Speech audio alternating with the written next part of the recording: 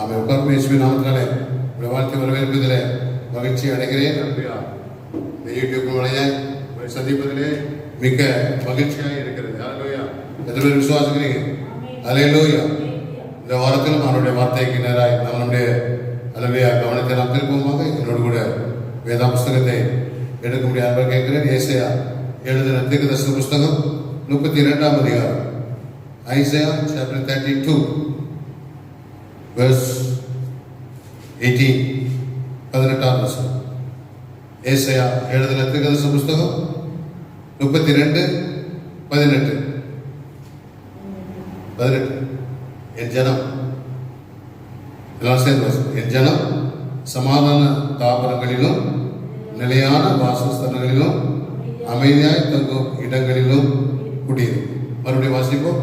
என் ஜனம் சமாதான தாபரங்களிலும் நிலையான வாசஸ்தலங்களிலும் அமைதியாய் தங்கும் இடங்களிலும் குடியிருக்கும். எங்களை மூடவும் அதனுடைய வார்த்தைக்காய் நாம் ஜெபிப்போம். வேத பகுதி மேல் உடைய கைகளை வைத்து ஆண்டவர் நம்மளோட பேச முடியாது. மகப்பிதாவே, மறுபடியும் உடைய குமாரனே இயேசுவின் நாமத்தினாலே சபத்தில் நாங்கள் வருகிறோம். அந்த வாசிக்கப்பட்ட வேத பகுதியை உடைய அன்பின் கரத்திலே நாங்கள் அர்ப்பணிக்கிறோம். இது ஆசுவத்துப்பட்டு எங்களை பூசி மனுஷன் நம்பத்தினாலே மாத்திரமல்ல, தேவனுடைய வாயிலிருந்து புறப்படுற ஒவ்வொரு வார்த்தையை நான் படைப்பான் சொல்ல, நான் உனக்கு போய் நடக்க வழியை காட்டுவேன், உண்மையில் கண்ணை வைத்து உனக்கு ஆலோசனை சொல்வது போல உங்களுடைய ஆலோசனையினால் எங்களை ஆண்டவரை நிரப்ப முடியாத செய்கிறோம். நிரப்பின கல்வ ரத்தத்தை எல்லை கூட பாதுகாப்புகளையுமே வருகிறேன். நீ பேரும் நாங்கள் சொல்லுவோம்.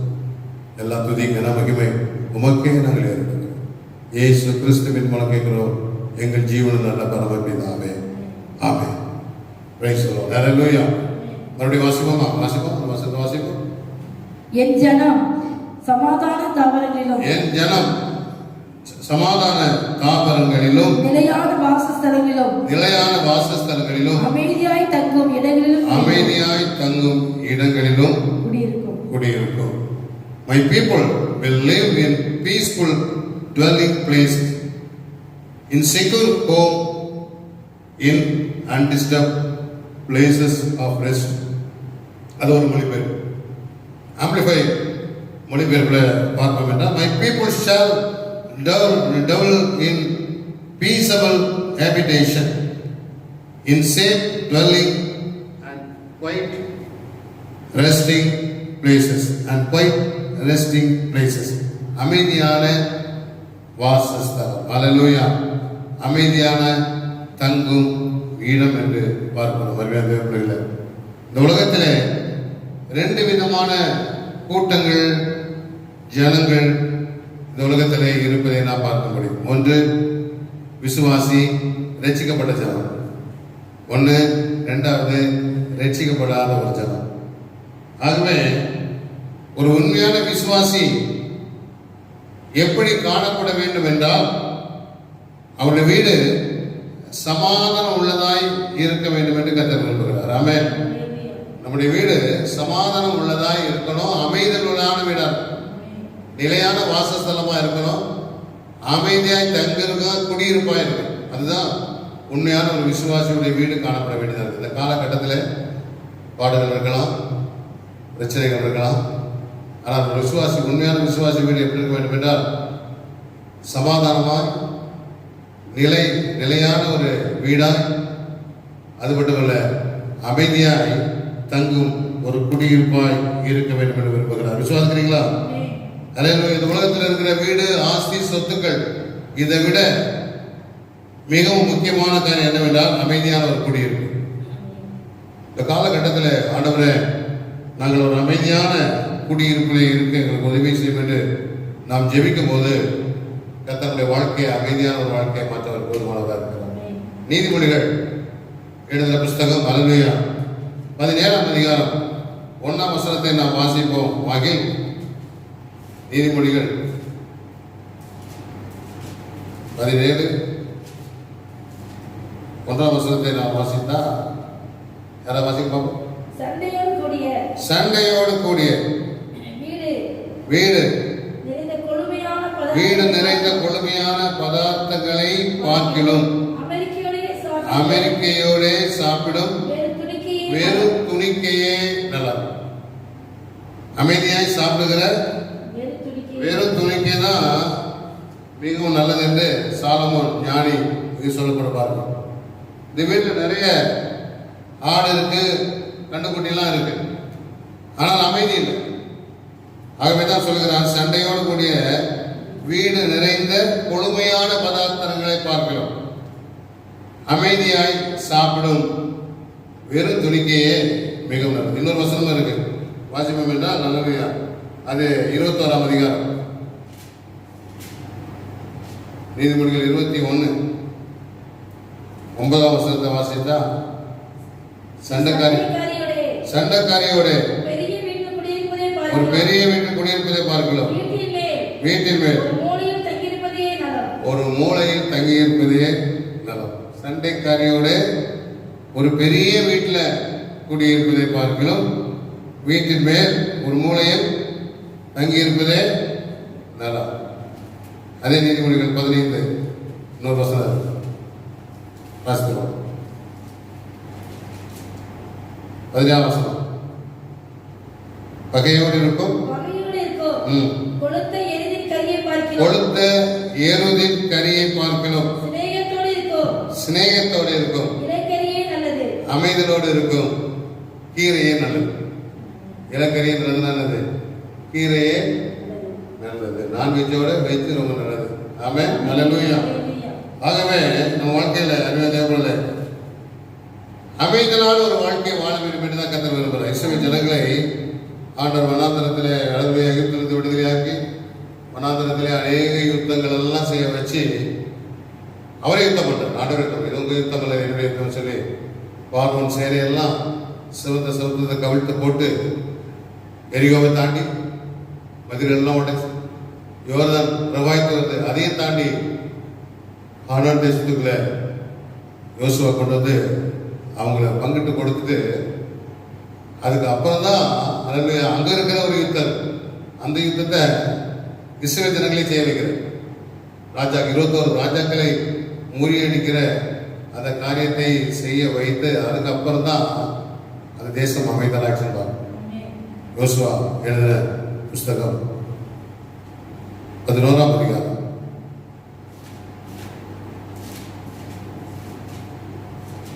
கடைசி Joshua chapter 11 last head of that.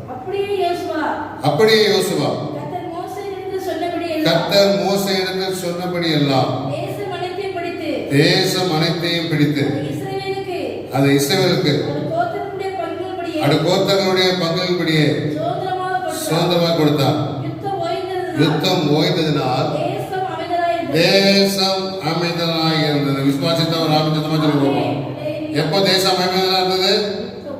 யுத்தம் ஓய்ந்ததினால், அல்லது போராட்டம் ஓய்ந்ததினால், பாடுகள் ஓய்ந்ததினால், பிரச்சனைகள் ஓய்ந்ததினால்.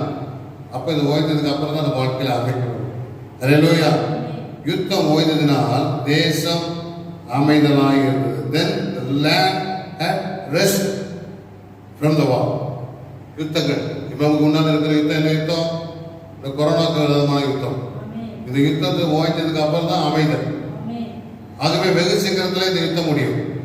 ஆகவே நீங்கள் கலங்க வேண்டிய அவசியம் இல்லை. உங்கள் இருதயம் கலங்காது இருப்பதாக தேவனிடத்தில் விசுவாசமாயிருங்கள், என்னிடத்தில் விசுவாசமாயிருங்கள் என்று ஆண்டவர் சொல்லியிருக்கிறார். ஆகவே இந்த யுத்தங்கள் எல்லாம் வச்சிருந்தோம் கர்த்தர் நமக்கு கிருபை தர. ஆகவே தான் தாவீது சொல்கிறார், கர்த்தர் என் மேய்ப்பராய் இருக்கிறார், நான் தாழ்ச்சி அடையேன், அவர் என்னை புல்லுகளிடத்தில் வைத்து அமர்ந்த தண்ணீர், அமைதலான ஒரு தண்ணீரான ஒரு வாழ்க்கையை கர்த்தர் நமக்கு வைத்திருக்கிறார். விசுவாசித்தா ஆமென் சத்தமா சொல்ல போவோம். ஹல்லேலூயா. He lead me beside quiet water. அமைதலான ஒரு தண்ணீர் இருக்கிறது. அமைதலான ஒரு வாழ்க்கை, விசுவாசியுடைய வாழ்க்கை என்னவென்றால் ஒரு அமைதலான வாழ்க்கையாய் இருக்க வேண்டும் என்றுதான் ஆண்டவர் விரும்புகிற ஒரு காரியமாக இருக்கிறது. விசுவாசிக்கிறீங்களா? ஆகவேதான் இங்க பார்க்கிறோம், யோசுவா நெடுநாளாக யுத்தம் பண்ணினான்னு பார்க்கிறோம். அந்த யோசுவா 11ஆம் அதிகாரம் 18ஆம் வசனம் வாசிங்கன்னா 11ஆம் அதிகாரம் 18ஆம் வசனத்தை நீங்க பார்க்கும்போது யோசுவா நெடுநாளாய் அந்த ராஜாக்கள் எல்லாரோடும் யுத்தம் பண்ணினான். நல்ல நெடுநாட்களோட யுத்தம் பண்ணினான். இந்த கொரோனாவோட நம்ம ரொம்ப நாளாக யுத்தம் பண்ணிக்கிட்டே இருக்கோம். ஆனால் இன்னைக்கு ஆண்டவர் அமைதியிலே இந்த யுத்தத்தை முடித்து அமைதியிலே தருகிற வல்லமை தேவனாக இருக்கிறார். விசுவாசிக்கிறீங்களா? அல்லேலூயா. இஸ்ரவேல் ஜனங்கள் ரட்சிக்கப்பட்டு வந்தார்கள். அவ்வளவு ரட்சிப்பு வந்தது. எகிப்திலிருந்து ஒரு விடுதலை ரட்சிப்பு வந்தது. நாமும் ரட்சிக்கப்பட்ட ஜனங்கள் தான். ஆண்டுக்குள்ள நம்ம ஞானஸ்தானம் பெற்றிருக்கிறோம். இயேசு ஞானஸ்தானம் பெற்ற போது வானம் திறந்தது என்று பார்க்கிறோம். ஆகவே ஞானஸ்தானம் என்பது நமக்கு வானத்தை திறக்கிறதான காரியமா இருக்கிறது. அநேகருடைய வாழ்க்கையில வானம் இன்னும் திறக்கப்படலை. வானம் வெங்கலமாகவே பூமி இரும்பாகவே. ஆனா ஈசாக்கு வாழ்க்கையில் பார்க்கிறோம், பஞ்ச காலத்தில் ஈசாக்கு விதை விதைத்தான் 100 பலனை பெற்றான்னு பார்க்கிறோம். நம்ம வாழ்க்கையில் அன்பே வானம் திறக்கப்பட வேண்டும். நம்ம ரட்சிப்பின் அனுபவம் மட்டுமல்ல, ஞானஸ்தானம் என்கிறதான அந்த அனுபவத்துக்குள்ள வரும்போது வானம் நமக்கு வெண்கலமாய் அல்ல, வானம் திறக்கப்படும். பூமி இருமாய் அல்ல, பூமி தன் பலனை தருகிற ஒரு ஆசீர்வாதத்தை கர்த்தர் கட்டளையிடுகிறார். அல்லேலூயா. அப்போதான் நம்முடைய வாழ்க்கையை அமைதியான ஒரு வாழ்க்கையாய் மாறுகிற கிருபையும் பலனையும் கர்த்தர் நமக்கு தந்து நம்மளை பலப்படுத்தவர் போதுமானவராக இருக்கிறார். விசுவாசிக்கிறீங்களா? ஆனால் விசுவாசிகளோட விருப்பம் என்னன்னா ஆசீர்வாதமா இருக்கணும் தான்.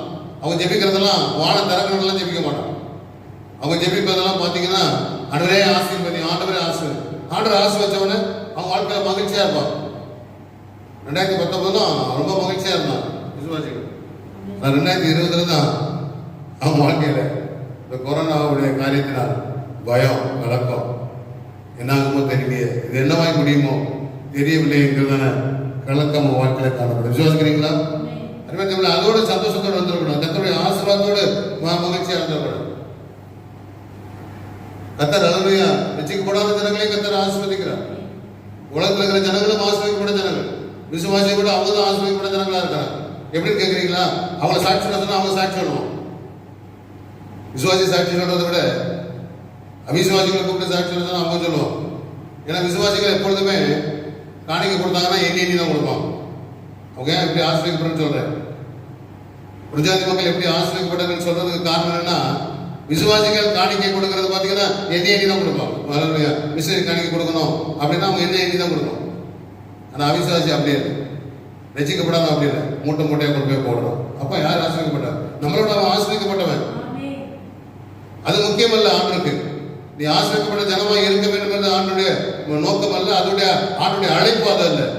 ஆண்டுடைய அழைப்பா நீ யுத்தம் பண்ணி ஜெயம் உள்ளவனாய் நீ இருக்க வேண்டும். அல்லேலூயா.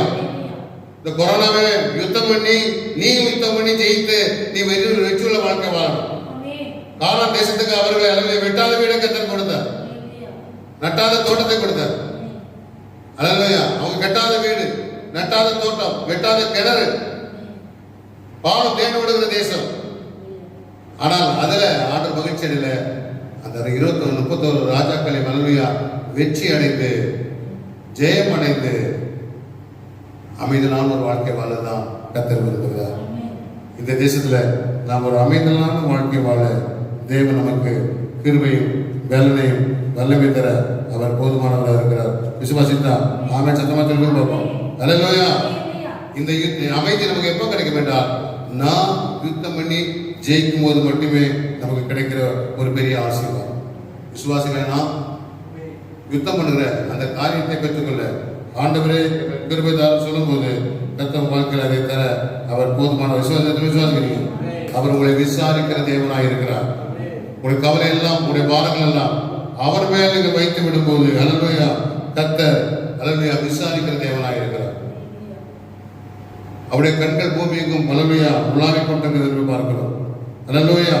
இன்று இந்த தேசத்துல அமைதி உண்டாக வேண்டும் என்றால் அது நம்ம கையில் தான் இருக்கே தவிர ஆண்டுடைய கையில் இல்லை.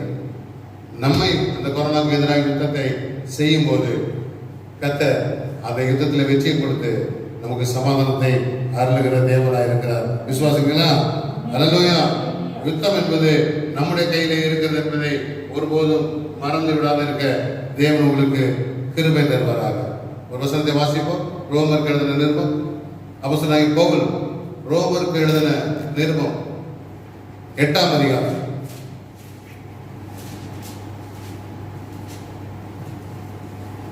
Romans chapter 8 18வது வசனத்தை வாசிப்போம். 18. ஆதலால் ஆதலால் இக்காலத்து பாடுகள் இக்காலத்து பாடுகள் இனி நம்மிடத்தில் வெளிப்படும் மகிமைக்கு ஒப்பிடவைகள் அல்லவே என்று எண்ணுகிறேன். இங்க பவுலுக்கு ஒரு எண்ணம் இருக்கிறது. பவுல் ஒரு வாழ்க்கையில என்னத்தை எண்ணுகிறான் என்றால், இக்காலத்து பாடுகள் இனி நம்மிடத்தில் வெளிப்படும் மகிமைக்கு. அப்போ இந்த பாடுகள் இனி ஒரு மகிமை நமக்கு ஆண்டு வைத்திருக்கிறார். ஆகவே இந்த கொரோனா என்கிறதான பாடை கண்டு நாம் பயப்பட வேண்டிய அவசியம் இல்லை, நாம் கலங்க வேண்டிய அவசியம் இல்லை.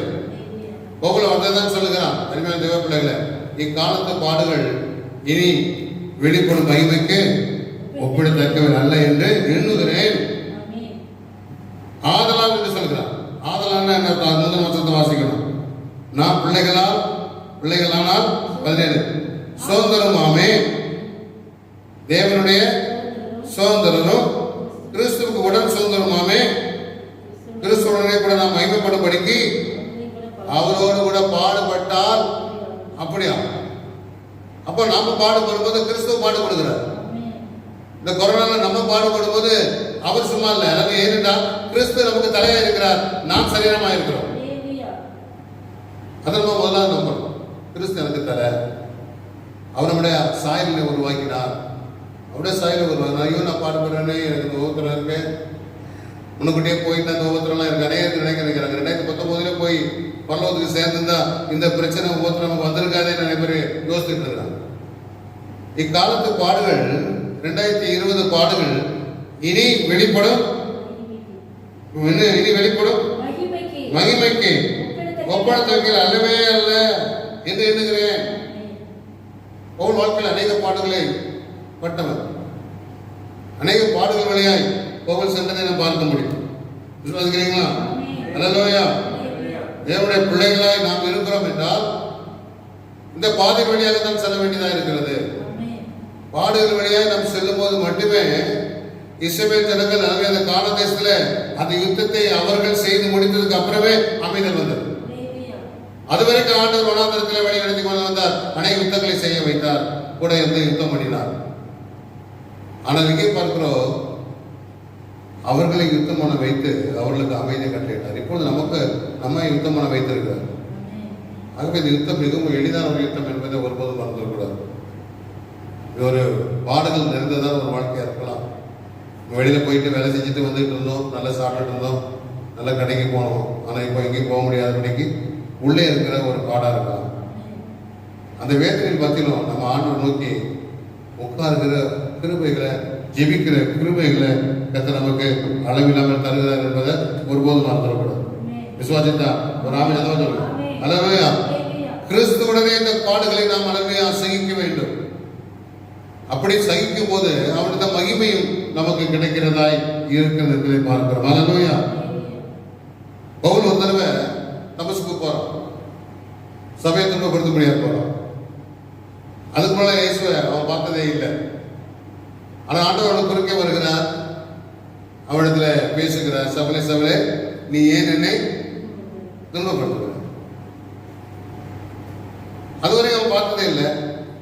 அவர் ஏற்கனவே மறுபடியும் உயிர்த்தெழுந்து பரலோகத்துல பரமேறி பிதாவின் வலது பாசத்தில் வீட்டு இருக்கிறார். ஆனா இப்பொழுது அந்த சத்தத்தை அவன் கேட்கிறான். ஆனால் அவன் பாடுபடுத்துகிறது சபைகளை. ஆனால் அவர் சொல்லுகிறார், நீ துன்பப்படுத்துகிற இயேசு நானே. அப்போ நம்ம பாடுகள் பற்றி அவர் கூட இருக்கிறார். விசுவாசிகள் என்ன பாடுகள் பட்டாலும் அந்த பாடுகள் வழியாய் வருவதற்கு, பலனை தருவதற்கு, கிருபையை தருவதற்கு, வல்லமை தருவதற்கு அவர் போதுமானவராக இருக்கிறார் என்பதை ஒருபோதும் வாழ்க்கையை மறந்துடக்கூடாது. விசுவாசித்தா ஒரு ஆமை சத்தமா சொல்லுங்க பார்ப்போம். அல்லேலூயா. ஆகவே நம்ம வாழ்க்கையில என்ன பாடுகள் வந்தாலும், என்ன பிரச்சனை வந்தாலும், ஆண்டவரிடத்துல நம்ம ஒரு ஜெப ஆவியை நாம் நாட்களிலே பெற்றுக்கொள்ள தேவன் நமக்கு உதவி செய்வார். ஒருமுறை சீரிய படைகள், ஒருமுறை எல்லாம் அடிக்கடி சீரிய படைகள் இந்த சமாரியா தேசத்தை முற்றுகையிட்டுக்கிட்டே இருக்கும். அதான் அவங்களுடைய வேலை. ஆகவே அடிக்கடி அவங்க வர்றதுனால அங்கே இஸ்ரவேல் அந்த சமாரியாத்துல தேசத்துல ராஜா வந்தார், சேனை படைகள் வந்தது. ஆனா ஒவ்வொரு முறையும் மனமையா அந்த சீரிய ராஜா பெனதாத் என்கிறதான ராஜா தன்னுடைய தளபதிகளோடு படையெடுத்து வரும்போது இங்கே சமாரியா பட்டணத்துல தேசத்துல ஒரு தீர்க்கதரிசி இருந்தார். அவர் பேரு எலிசா. அந்த எலிசா என்ன செய்வார் என்றால் ராஜாவுக்கு ஆள் அனுப்பி சொல்லிடுவார், அப்பா அவன் வனாந்திரத்து வழியா வரான், இந்த சீரிய படை வனாந்திரத்து வழியா வருகிறது, எச்சரிக்கையாயிரு. மறுபடியும் அவர்கள் மலை வழியாக வருவார். மலை வழியாக வந்தாலும் இவன் அதுக்கு முன்னாடி சரியா ஆட்களை அங்கே அனுப்பி ராணுவத்தை அங்கே அனுப்பி அவர்களை துரத்தி அடிச்சிருவான். உடனே அந்த பெனதாத்ங்கிறதான அந்த சீரிய படை ராஜாவுக்கு ஒரு அதிர்ச்சி. நம்ம பேசுறது இந்த அறைகளிலே பேசிட்டு இருக்கிறோம், ரகசியமான இடத்துல பேசியிருக்கிறோம். இந்த நேரத்தில் இத்தனை மணிக்கு நம்ம போனோம்னு 12 மணிக்கு நைட்டு போகணும் நம்ம பிளான் பண்ணோம். 12 மணிக்கு போனால் அவன் நமக்கு முன்னாடி ரெடியாக இருக்கிறான. இந்த காரியத்தை அவனுக்கு அறிவிப்பது யார் என்று தன்னுடைய தளபதி மந்திரி இடத்துல அவர் கேட்கும்போது அங்கே விவரமான ஆட்கள் நிறைய பேர் இருக்கிறான். சொல்றது, ஐயா ராஜாவே, ஆண்டவனே, நீர் பேசுகிற பள்ளி அறைகளை பேசுகிற எல்லா ரகசியத்தையும் தெரிவதற்கு சமாரியா தேசத்துல ஒரு தீர்க்கதரிசி இருக்கிறான். அவன் பேர் எலிசா. அவன் அதே அங்கே அறிவிப்பான். ஓஹோ, இது நடக்குதா? சரி, போய் நம்ம சமாரியா படைக்கு யுத்தம் பண்ண வேண்டாம், சமாரியா ராஜாவுக்கு விரோதமாக யுத்தம் பண்ண வேண்டாம். இந்த தீர்க்கதரிசியை சுற்று போட்டு அவனை பிடிச்சு கொண்டு வந்துருங்க. எலிசாவை நீங்கள் கொண்டு வந்து சொல்லி எலிசாவுக்கு விரோதமாய் அவர்கள் எலிசா இருந்த மலையை சுற்றிலும் அவர்கள் முற்றுகை போட்டிருக்கிறார். இரவிலே முற்றுகை நடந்திருக்கிறது. அதிகாலையிலே எலிசாவுடைய வேலைக்காரனாகிய கேயாஸ் வெளியில எழுப்பி போகிறான். பார்த்து விட்டு அவன் பயப்படுகிறான். அவனுக்குள்ளே ஒரு பயம் வரும். ஏன்னா படையை பார்க்கிறான். சீரிய படைகள் எல்லாம் முற்றுகையிட்டு இருக்கிறது. அவன் என்ன சொன்னதான வார்த்தையை நாம் வாசிப்போம் என்றால் ஏசாயா 2 ராஜாக்கள் 6ஆம் அதிகாரம்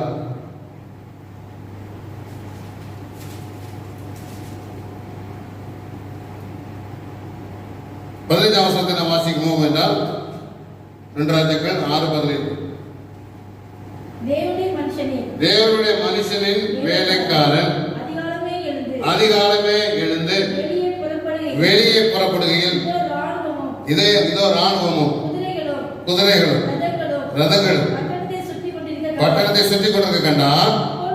அப்பொழுது வேலைக்காரன் அவனை நோக்கி, ஐயோ என் ஆண்டவனே, என்ன செய்வோம் என்றார். அல்லேலூயா. ஐயோ என் ஆண்டவனே, என்ன செய்வோம் என்றார். அதற்கு அவன் 16ஆம் வசனம், பயப்படாதே, அவர்களோடு இருப்பவர்களை பார்க்கிறோம், நம்மோடு இருக்கிறவர்கள் அதிகம் என்றான். அப்பொழுது எலிசா விண்ணப்பம் பண்ணி, கர்த்தாவை இவன் பார்க்கும்படி இவன் கண்களை திறந்தல் என்றார். உடனே கர்த்தர் அந்த வேலைக்காரன் கண்களை திறந்தார். இதோ எலிசாவை சுற்றிலும் அக்கினிமயமான குதிரைகளாலும் ரதங்களாலும் அந்த மலை நிறைந்திருக்கிறதை அவன் கண்டான். அல்லேலூயா. மலை நிறைந்திருக்கிறதை அவன் கண்டான். அக்கினிமயமான குதிரைகளும் அக்கினிமயமான ரதங்களும். இன்னைக்கு நம்ம ஜெபிக்கும் போது இந்த கொரோனாவுக்கு எதிராக அக்கினிமயமான குதிரைகளும் அக்கினிமயமான ரதங்களும் இருக்கும்படி நம்ம கண்களை திறக்கும்படியாக ஜெபிக்கணும். அல்லேலூயா. ஆகவேதான் இக்காலத்து பாடுகள் இனி வெளிப்படும் மகிமைக்கு ஒப்படுத்தங்கள் அல்ல என்று எண்ணுகிறேன். பாடுகள் வரும், பிரச்சனைகள் வரும், குழப்பங்கள் வரும், ஆனா யுத்தங்கள் வரும். ஆனா இதெல்லாம் வச்சிலும் இந்த கேயாஸ் பயப்படுறான். ஐயோ ஆண்டவனே, என்ன செய்வோம்? அதான் சொல்றோம், ஐயோ ஆண்டவனே என்ன செய்வோம் என்றார். அதற்கு அவன் பயப்படாதே, அவர்களோடு இருக்கிறவரை பார்க்கலாம், நம்மோடு இருக்கிறார். எத்தனை விசுவாசி. அல்லேலூயா. இந்த கொரோனாவுடைய வலிமையை காட்டிலும் நம்முடைய ஆண்டவருடைய வலிமை அதிகமானது, நம்முடைய ஜெபத்தின் வலிமை அதிகமானது, விசுவாசனுடைய மன வலிமை அதிகமானது. ஆகவே தான் கர்த்தர் உன்னை பார்த்து சொல்கிறார், பராக்கிரமசாலியே, கர்த்தர் உன்னோடு கூட இருக்கிறார். இது பயந்து போகிறார். விதினை பார்த்து சொல்லதான் இன்னைக்கு ஆண்டவனை பார்த்து சொல்ல. எலிசாவின் தேவன் தான் உன்னுடைய தேவன். எலிசா சொன்னது போலதான் நீங்க ஆண்டவர் உன்னோட பார்த்து சொல்லுகிறார். ஹல்லேலூயா. உன்னோடு அவனோடு இருக்கவரை பார்க்கிறோம், நம்மோடு இருக்கிறவர் அதிகமானது. ஹல்லேலூயா. விசுவாசிக்கிறீங்களா? இப்படிப்பட்டதான் ஒரு நல்ல ஒரு ஜெபத்தை ஹல்லேலூயா இருக்க வேண்டும். ஹல்லேலூயா. ஒரு ஊழியக்காரன் எப்படி இருக்க வேண்டும் என்றால் அருமையான தேவனே, ஒரு தேவனுடைய மனுஷனாய் பட்டணத்தை பாதுகாக்கிறவனாய் இருக்க வேண்டும். எலிசாவை கர்த்தர் சமாரியா தேசத்தை, சமாரியா பட்டணத்தை பாதுகாக்கக்கூடிய ஒரு கண்களாய் கர்த்தர் வைத்திருந்தார்.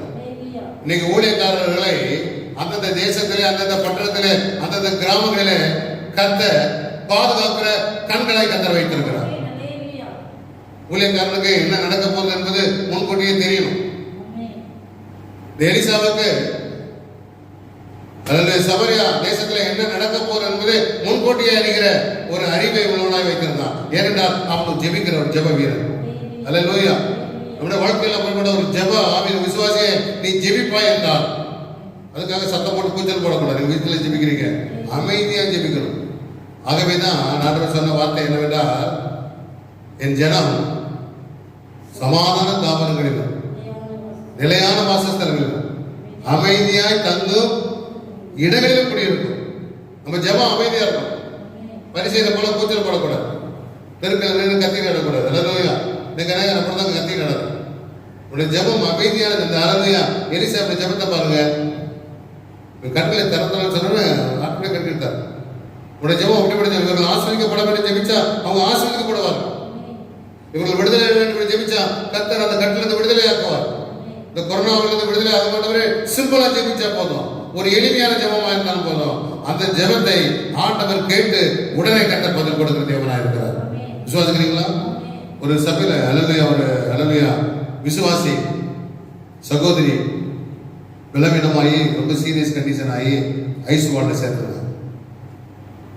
அப்பொழுது பாசம் என்ன பண்ண, பாசம் கொஞ்சம் முக்கியமான வேலை இருந்ததுனால நீங்க காலையில போய் பார்த்துன்னு சொல்லி ஒரு 2 சிஸ்டர் வர கூப்பிட்டு நீங்க போய் ஜெபிச்சு வந்துருங்க ஐசி வார்டு. நான் சாயந்தரம் வந்து ஜெபிக்க வரேன், இந்த கொஞ்சம் காலையில் வந்து வேலை இருக்குல்ல. சரி சரி, இந்த 2 விசுவாசிக்காக போயிருக்காங்க. போய் என்ன பண்ணாங்கன்னா அந்நிய பாஷையில் நேரே பேசி குதிச்சு அங்கே இருக்கிற எல்லாத்தையும் ஹல்லேலூயா அந்த இது ஆக்சிஜன்லாம் போகும் பார்த்தீங்களா, அதெல்லாம் கட் பண்ணி விட்டாங்க. அவர் என்ன பண்ணுவாங்க, அதுக்கப்புறம் நர்ஸுகள் வந்து வேகமாக அதை ஃபிக்ஸ் பண்ணி செட் பண்ணி விட்டுருக்காரு. இவர் சாத்திரம் போயிருக்கிறார், இவரை உள்ள விடலை. இவர் சொல்ல நான் தான் சீனியர் பாஸ்டர், நான் தான் சீஃப் பாஸ்டர், என்னன்னு சொல்லி பார்த்துருக்கிறாரு, உள்ள விடல. என்ன காரணமாக தான் இதான் நடந்தது. ஆகவே என்ன தேவ விசுவாசிகளே, தேவ பிள்ளைகளே, நம்முடைய ஜெபம் கருத்தா இருக்கணும். விசுவாசிகளே, எலியா கருத்தா ஜெபம் பண்ணினான், சிம்பிளான ஜெபம் தான். ஹல்லேலூயா. எலிசா கருத்தாய் ஜெபம் பண்ணினான். ஆண்டவரே, இந்த வேலைக்காரனுடைய கண்களை திறந்தன்னு சொல்ல மாத்திரத்துல வானம் அவனுக்கு திறக்கப்படுகிறது.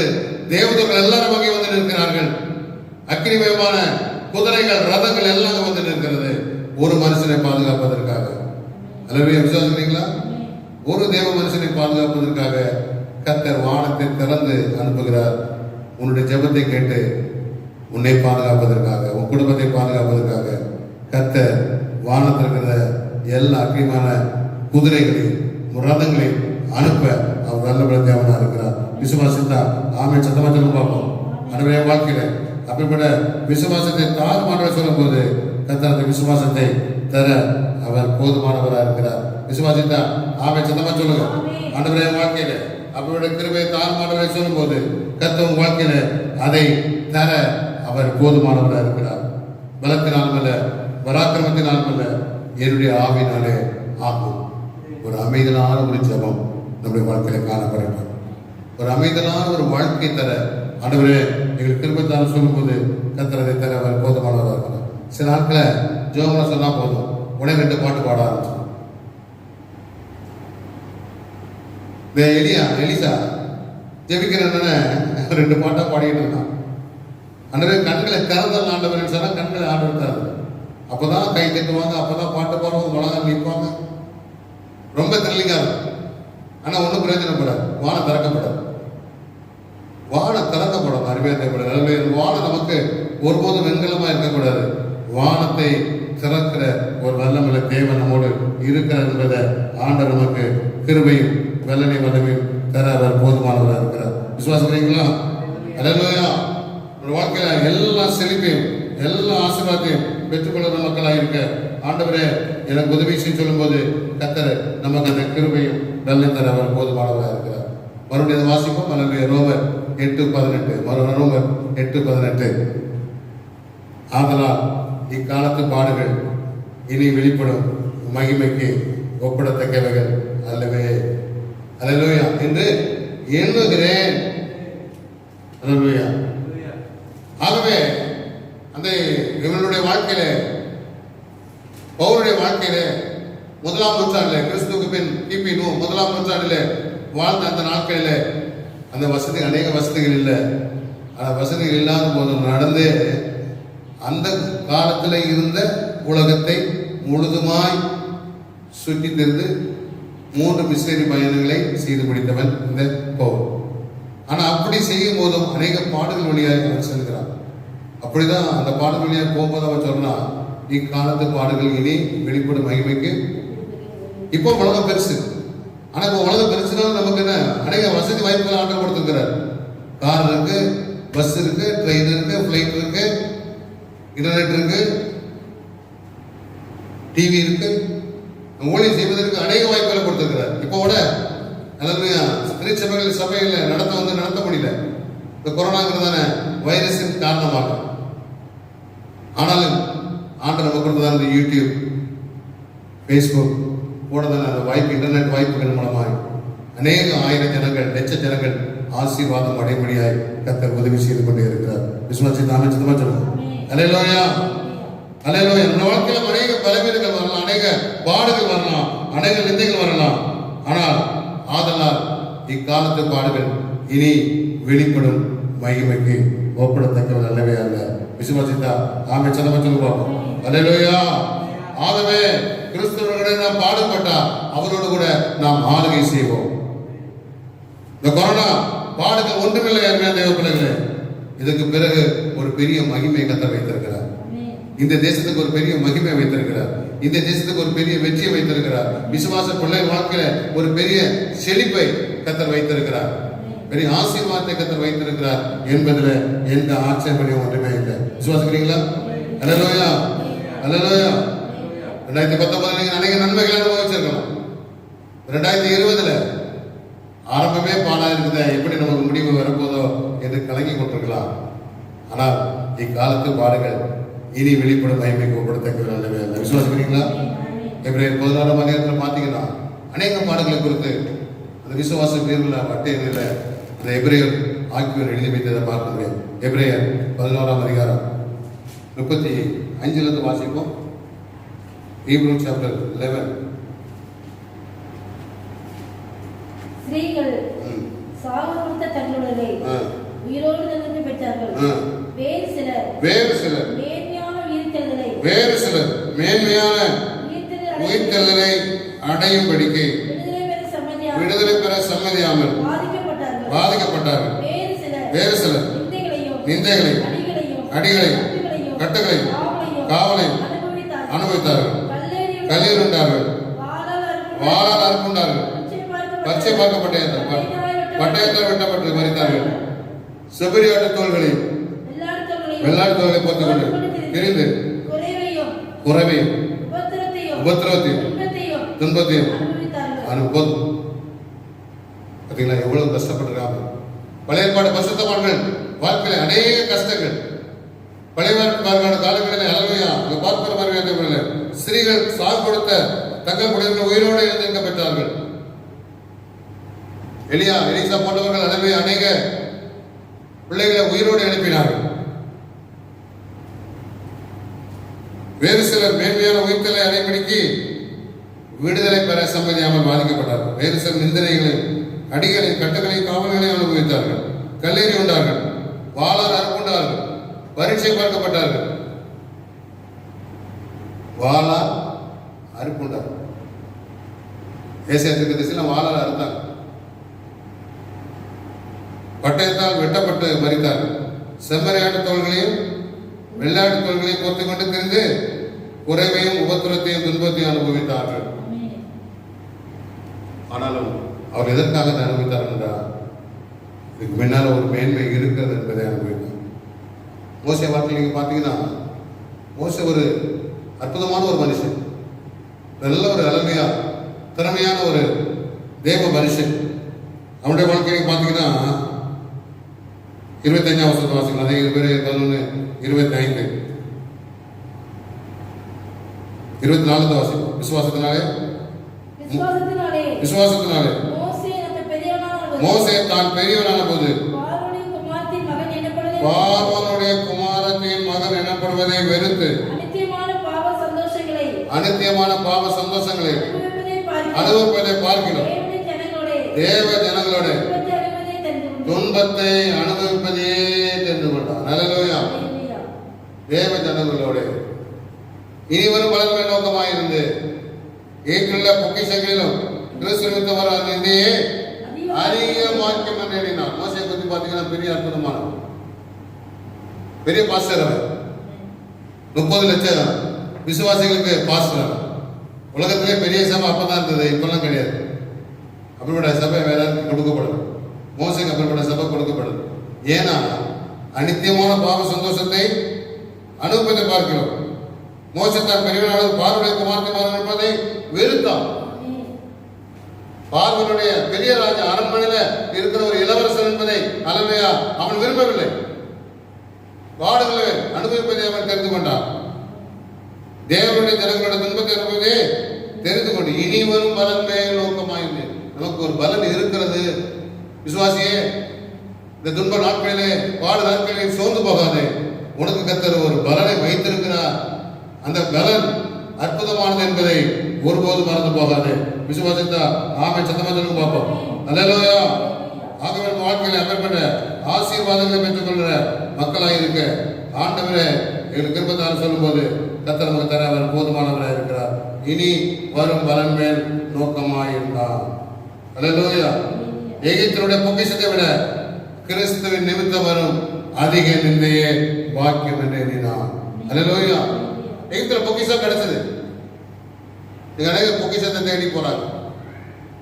ஆனா தேவனத்தில் இருக்கிற வாக்கியம் ஆசீர்வாதம் வித்தியாசமா சுவாசிக்கிறீங்களா? அல்லேலூயா. ஆகவே அதையே அவன் எண்ணினான். அதிக வாக்கியம் என்று எண்ணினான். பவுல் ஒன்றை குறித்து எழுதுகிறான். இக்காலத்து பாடுகள் இனி வெளிப்படும் மகிமைக்கு ஒப்பிடத்தக்க அல்லவே என்று எண்ணுகிறான். அவனுடைய எண்ணம். இங்கே மோசே ஒரு என்ன எண்ணுகிறான்?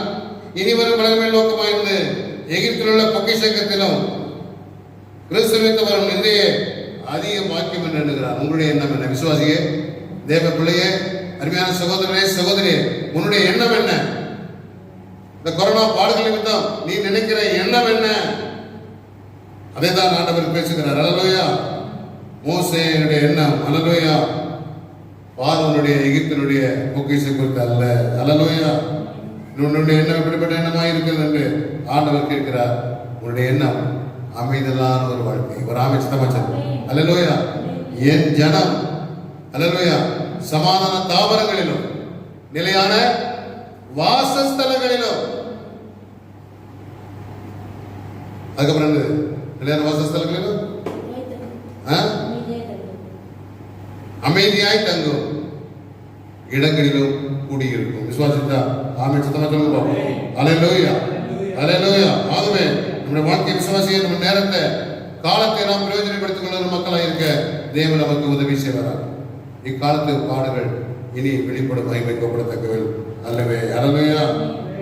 ஆகவே இந்த உலகத்திலே நம்முடைய வாழ்க்கையிலே நேரத்தை நாம் வீணடிக்காதபடி, நம்முடைய பணத்தை நாம் வீணடிக்காதபடி, நம்முடைய காலத்தை வீணடிக்காதபடி அமைதலான ஒரு வாழ்க்கை நம்முடைய முழுதுமாய் அர்ப்பணிக்க தேவனுடைய காலம் எழுத உங்களுக்கு கிருபையும் பலனை வல்லமையும் தர அவர் போதுமானவராக இருக்கிறார். உலகத்திலே ஆண்டவர் படைத்த எல்லா சிருஷ்டிப்பையும் கண்டு நல்லதுன்னு சொன்னார். ஒன்றையுமே ஆண்டவர் வீணாய் படைத்ததே இல்லை. வானத்தை படைத்தார், வெளிச்சத்தை படைத்தார், நட்சத்திரங்களை படைத்தார், சூரிய சந்திரங்களை படைத்தார், தாவரங்களை படைத்தார், விலங்குகளை படைத்தார், பட்சிகளை படைத்தார், மனுஷனை படைத்தார். எதுவுமே அவர் படைத்ததில் ஒன்றுமே வீணாய் படைத்ததே இல்லை. ஒரு ஆமிஷமா சொல்லுவோம். ஆனால் மனுஷனும் எல்லாவற்றையுமே வீணடித்துக் கொண்டிருக்கிற மனுஷனாய் காணப்படுகிறான். நாம அல்லேலூயா. மனுஷன் தன்னுடைய அல்லேலூயா நேரத்தை வீணடிக்கிறான், தன்னுடைய பொருட்களை வீணடிக்கிறான், தன்னுடைய பணத்தை வீணடிக்கிறான், தன்னுடைய தாளந்துகளை அவன் வீணடிக்கிறான், தன்னுடைய உணவுகளை வீணடிக்கிறான். என் ஆண்டவர் ஒரு உணவையும் மீதியான துணிக்கையும் அவர் வீணடிக்கவே இல்லை. 12 கூடுதலில் அவர் எடுத்து வைத்தார். விசுவாசிக்கிறீங்களா?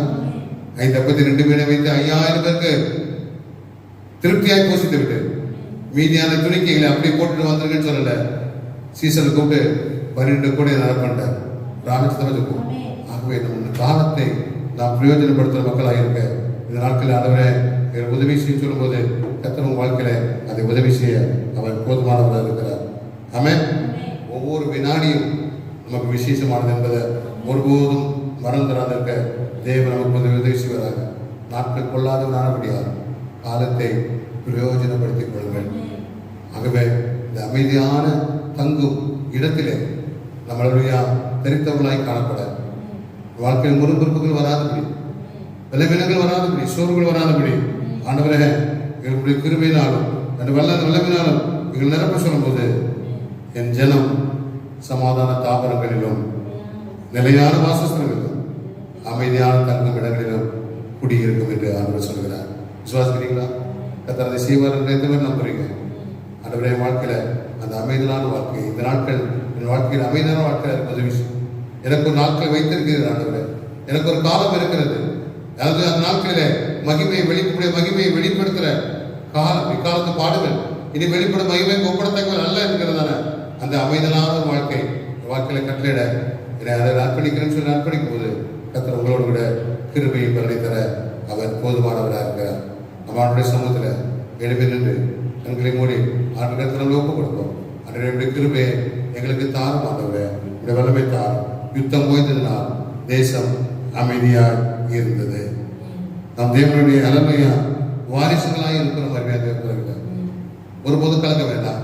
நீ அவருடைய பிள்ளைகளானால் அலமையா அவருடைய சுதந்திரமாமே, அவருடைய சுதந்திரமானால் கிறிஸ்துவ கூட சுதந்திரமாக இருக்கிறீர்கள். ஆகவே கிறிஸ்துவுக்குள்ள பாடுபட்டால் இப்படி ஆகும். ஆதலால் இக்காலத்து பாடுகள் இனி வெளிப்படும் மகிமைக்கு ஒப்படத்தக்க அல்லவே இல்லை.